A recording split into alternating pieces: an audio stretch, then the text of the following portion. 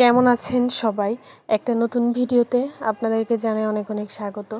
বলতে বলতে দেখা যায় যে অনেকগুলো কাপড় জমা যায় ইস্ত্রি করার। ওর কাপড় চোপড়ে আমি বেশি ইস্ত্রি করি। আমার এক দুইটা জামা সেই কবে ধুয়ে রাখছি কটনের, এগুলোতে ইস্ত্রি ছাড়া পরা যায় না।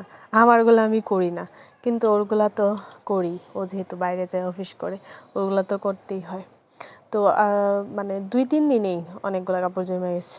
একটা প্যান্ট ইস্ত্রি করলাম, এখন হচ্ছে যে একটা সাদা শার্ট ইস্ত্রি করতেছি, এখন করতেছি একটা সাদা পাঞ্জাবি ইস্ত্রি। সাদা কাপড় দেখা যায় একদিন পরলেই ময়লা হয়ে যায়, পরে ওইটা উঠায় রাখতে গেলে দেখা যায় না ধুয়ে রাখা যায় না, নয়তো বা দেখা যায় একটু যদি ময়লা হয়ে দাগটা বইসা যায়। সাদা পাঞ্জাবি করার পর এখন করতেছি একটা সাদা শার্ট। এটা হচ্ছে যে ওর কমপ্লিটের শার্ট, কলুলদার বিয়েতে তো পরছিল। তো পরে ধুইছি, ধোয়ার পর আর ইস্ত্রি করা হয়েছে না। এই যে আজকে আর কি অন্যগুলোও যেহেতু করতেছি, আজকে করতেছি। সাদা শার্ট করার পর এখন হচ্ছে এই প্যান্টটা হচ্ছে ওর কমপ্লিটের প্যান্ট। এটাও তো বিয়েতে পরছিল, এটা একটু ময়লা হয়েছে, এর জন্য আর কি প্যান্টটাও ধুয়ে দিলাম। আজকে বেশিরভাগই হচ্ছে যে সাদা কাপড় ইস্ত্রি করছি। যাই হোক, এই তো ইস্ত্রি করা কমপ্লিট। এই ভিডিও পর্যন্তই, টাটা।